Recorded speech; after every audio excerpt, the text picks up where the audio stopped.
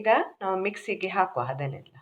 Friends, ಹೇಳಲಿಕ್ಕೆ ಮರೆತೋಯ್ತು, ಮತ್ತು ಒಣ ಕೊಬ್ಬರಿಯ ಅರ್ಧ ಅಂದರೆ ಕಾಲು ಭಾಗವನ್ನು ತಗೊಂಡು ಚಿಕ್ಕ ಚಿಕ್ಕ ತುಂಡು ಮಾಡಿ ಇಟ್ಟಿದ್ದೀನಿ. ಫ್ರೆಂಡ್ಸ್, ಈಗ ನಾವು ಮಿಕ್ಸಿಗೆ ನಾನು ಕಾಳು ಮೆಣಸು, ಬೆಳ್ಳುಳ್ಳಿ ಮತ್ತು ಬ್ಲ್ಯಾಕ್ ಪೇಪರನ್ನು ಹಾಕಿದ್ದೇನೆ. ಅದನ್ನು ತರಿತರಿಯಾಗಿ ರುಬ್ಬುವ.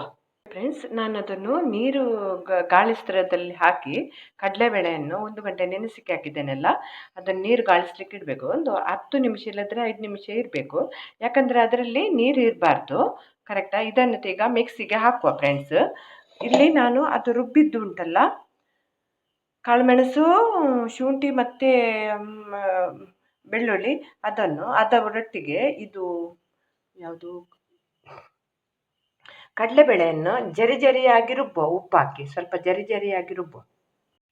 ಫ್ರೆಂಡ್ಸ್, ಈಗ ರುಬ್ಬಿ ಆಗಿದೆ. ಅದು ಸ್ವಲ್ಪ ತುಂಡು ತುಂಡು ಇರಬೇಕು, ತಿನ್ನಲಿಕ್ಕೆ ಸಿಗಬೇಕು. ಅದು ಕಡಲೆಬೇಳೆ ತಿನ್ನಲಿಕ್ಕೆ ಸಿಕ್ಕಿದರೆ ತುಂಬ ಚೆಂದ ಆಗ್ತದೆ. ಇದು ನನ್ನ ಫೇವ್ರೆಟ್.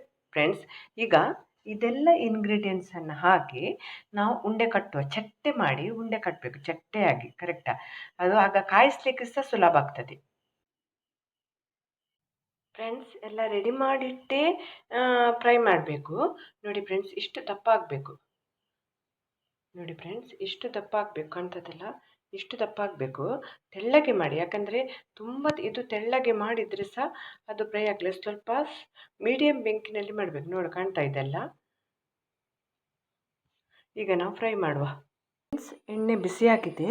ಈಗ ನಾವು ಒಂದೊಂದನ್ನೇ ಹಾಕುವ.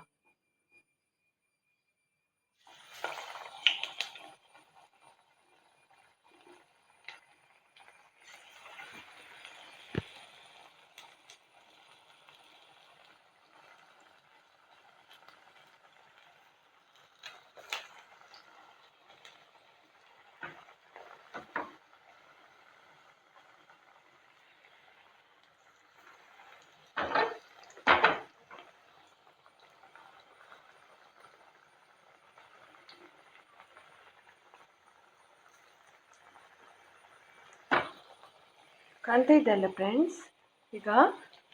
ಈಗ ಇದು ಕವಚ ಹಾಕಬಾರ್ದು. ಒಂದು 3-4 ನಿಮಿಷ ಆದರೂ ಇರಬೇಕು. ಫ್ರೆಂಡ್ಸ್, ಈಗ ನಾವು ಅದನ್ನು ಕವಚಿ ಹಾಕುವ.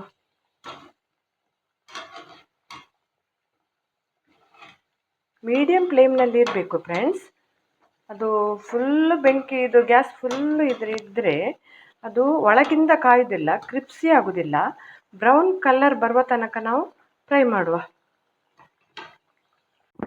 ಫ್ರೆಂಡ್ಸ್, ಈಗ ನಾವೆಲ್ಲವನ್ನು ತೆಗೆಯುವ.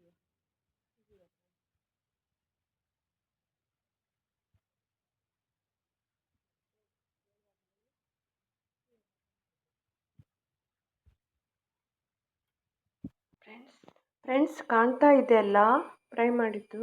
ಒಂದು ಅರ್ಧ ಲೋಟ ಚಹಾ ಮತ್ತು ಒಂದು 2 ಇಲ್ಲಾಂದರೆ 3 ಚಟ್ಟಂಬಡೆ ತಿಂದರೆ ಅದು ಬೇಳೆ ಅರ್ಧ ಅರ್ಧ ತುಂಡಾಗಿದ್ದು ಕ್ರಿಪ್ಸಿಯಾಗಿ ಮತ್ತು ನೀರುಳ್ಳಿ ತಿಂದರೆ ಒಟ್ಟಿಗೆ ಎಂಥ ರುಚಿ ಹೇಳಲಿಕ್ಕೆ ಸಾಧ್ಯವಿಲ್ಲ. ಮಾಡಿ ತೋರಿಸ್ತೇನೆ ನೋಡಿ. ಶಬ್ದ ನೋಡಿ, ಕ್ರಿಪ್ಸಿಯಾದಲ್ಲಿ ಹೇಗೆ ಆಗಿದೆ ನೋಡಿ.